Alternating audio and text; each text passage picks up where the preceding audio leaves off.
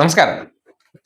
വയനാടുമായി ബന്ധപ്പെട്ട് മൊത്തത്തിൽ പ്രതിരോധത്തിലായ യൂത്തന്മാരും ലീഗുകാരന്മാരെല്ലാം കൂടി ചേർന്ന് ഒന്ന് സ്കോർ ചെയ്യാമെന്ന് കരുതിയാണ് ഡിവൈഎഫ്ഐയോട് ഒരു വെല്ലുവിളി നടത്തിയത്. ധൈര്യമുണ്ടെങ്കിൽ വയനാടുമായി ബന്ധപ്പെട്ട് പിരിച്ച 20 കോടി രൂപയുടെ കണക്ക് പുറത്തേക്ക് വിടൂ എന്നുള്ളത്. നമ്മുടെ നാട്ടിൽ പറയാറില്ലേ, ആളറിഞ്ഞ് കളിക്കട, അല്ലെങ്കിൽ തനിക്ക് പോന്നവനോട് മാത്രമേ പോയി വെല്ലുവിളി നടത്താവൂ. വെല്ലുവിളിച്ചത് മാത്രമേ ഓർമ്മയുള്ളൂ. ഇപ്പോൾ ഡിവൈഎഫ്ഐ സംസ്ഥാന സെക്രട്ടറി ആയിട്ടുള്ള VK സനോജ് ഔദ്യോഗികമായി തൻ്റെ ഫേസ്ബുക്ക് പോസ്റ്റിലൂടെ അതിൻ്റെ കണക്കുകൾ മൊത്തം, അല്ലെങ്കിൽ ഡിവൈഎഫ്ഐ പിരിച്ച് കൈമാറിയ 20 കോടി രൂപ അതെങ്ങനെ കൈമാറി എന്നുള്ള രീതി അതെല്ലാം കൃത്യമായിട്ട് വിശദീകരിച്ചുകൊണ്ട് അതിൻ്റെ റെസിപ്റ്റ് ഉൾപ്പെടെ സോഷ്യൽ മീഡിയയിൽ അങ്ങ് പങ്കുവച്ചിരിക്കുകയാണ്. അപ്പോൾ വെല്ലുവിളിച്ച സ്ഥിതിക്ക് ഡിവൈഎഫ്ഐ കണക്ക് നിരത്തി മുന്നിൽ വെച്ചിട്ടുണ്ട്.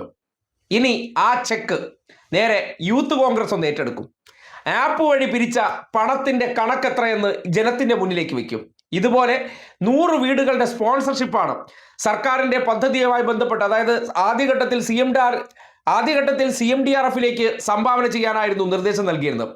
പിന്നീട് അത് സ്പോൺസർഷിപ്പ് ആക്കി മാറ്റി. അതായത് ടൗൺഷിപ്പ് നിർമ്മിക്കാൻ തീരുമാനിച്ചതിന് ശേഷം അത് സ്പോൺസർഷിപ്പ് ആവുകയായിരുന്നു. അങ്ങനെയാണ് 100 വീടുകളുടെ പണം 20 കോടി രൂപ. അത് വെറുതെ അല്ല, പാവപ്പെട്ട ചെറുപ്പക്കാർ പോയി ചായക്കട നടത്തി, തട്ടുകട നടത്തി, മീൻ വിറ്റു, പത്രങ്ങൾ അല്ലെങ്കിൽ ആക്രി പറക്കി വിറ്റു, സ്വന്തമായി തൊഴിൽ ചെയ്തു, അങ്ങനെ പല തോതിൽ കളക്ട് ചെയ്ത 20 കോടി രൂപയുടെ കണക്ക് അവർ എങ്ങനെയാണ് കൈമാറിയിരിക്കുന്നത്, അതിൻ്റെ റെസിപ്റ്റ് അടക്കം പുറത്തേക്ക് വിടുമ്പോൾ ഇനി യൂത്ത് കോൺഗ്രസ് പിരിച്ചെടുത്ത ആ ആപ്പ് ഉണ്ടല്ലോ, ആപ്പിലെ തെളിവുകൾ ഇങ്ങ് പുറത്തേക്ക് വിട്ടെ, നാട്ടുകാർ കാണട്ടെ.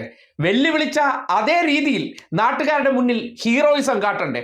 വെല്ലുവിളിച്ച് നാക്കെടുത്ത് അകത്തിടുന്നതിന് മുന്നോടിയായിട്ട് ഡിവൈഎഫ്ഐ കണക്ക് നിരത്തിയിട്ടുണ്ടെങ്കിൽ വെല്ലുവിളിച്ചവർ കൂടി ആ രീതിയിൽ ജനങ്ങളെ ബോധ്യപ്പെടുത്താൻ കണക്കുകൾ സോഷ്യൽ മീഡിയയിൽ പങ്കുവയ്ക്കും.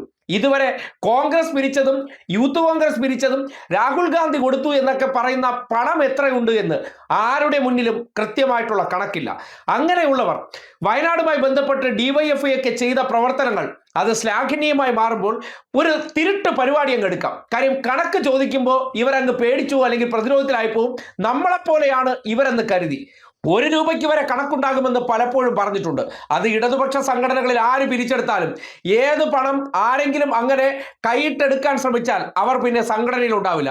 ആ നിലയ്ക്ക് തന്നെ കൃത്യമായിട്ടുള്ള ചിട്ടയോടുകൂടിയാണ് ആ പ്രവർത്തനം നടത്തുന്നത്.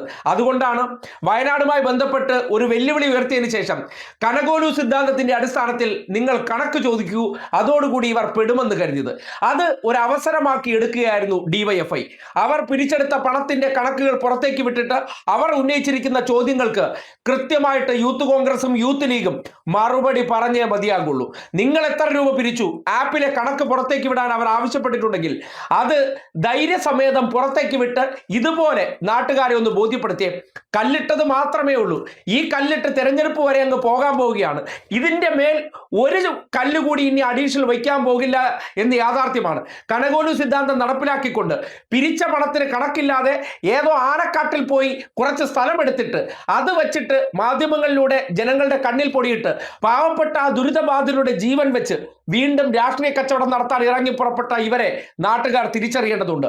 ഈ സമൂഹം ഒന്നടങ്കം ഡിവൈഎഫ്ഐയോട് ചോദിച്ചതുപോലെ അവർ പിരിച്ചെടുത്ത പണത്തിന്റെ കണക്ക് ചോദിക്കുമ്പോൾ കൃത്യമായിട്ട് പുറത്തേക്ക് വിട്ടതുപോലെ നാട് കൃത്യമായി ചോദിക്കേണ്ടിയിരിക്കുന്നു, എവിടെ യൂത്ത് കോൺഗ്രസെ വയനാട് ദുരന്ത ബാധിതരുടെ പേരിൽ ഈ നാട്ടിലെ ജനങ്ങളിൽ നിന്ന് പിരിവെടുത്ത പണം എവിടെ എന്നുള്ള കാര്യം.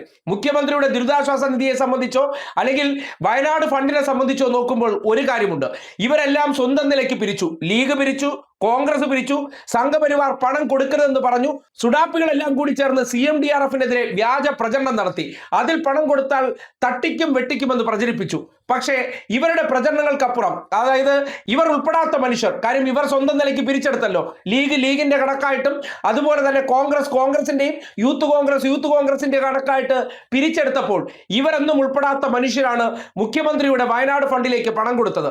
അപ്പോൾ ആ കണക്ക് ഡിവൈഎഫ്ഐ എത്ര കൊടുത്തു അതിന്റെ കണക്ക് കൃത്യമായിട്ട് പുറത്തുവിടാൻ പറയുമ്പോൾ ഉടനടി അവർ പുറത്തുവിട്ടിട്ടുണ്ടെങ്കിൽ അവരുടെ ട്രാൻസ്പാരൻസി എന്താണെന്ന് ജനങ്ങൾക്ക് ചിന്തിക്കാവുന്നതാണ്. ഇതുവരെ കണക്ക് പുറത്തുവിടാത്തവർ സർക്കാരിന്റെ ടൗൺഷിപ്പിന് മുന്നേ വീട് ഞങ്ങൾ കൊടുത്തിരിക്കുമെന്ന് പ്രഖ്യാപിച്ചവർ അതൊന്നും ചെയ്യാതെ ഇപ്പോഴും വാചാടോപം നടത്തിക്കൊണ്ടിരിക്കുമ്പോൾ ഈ നാടൊന്നടങ്കം എവിടെ യൂത്ത് കോൺഗ്രസ് നിങ്ങൾ പിരിച്ച പണത്തിന്റെ കണക്കെന്ന ചോദ്യം ശക്തമായി ഉന്നയിക്കേണ്ട സന്ദർഭമാണെന്ന് പറയേണ്ടി വരികയാണ്.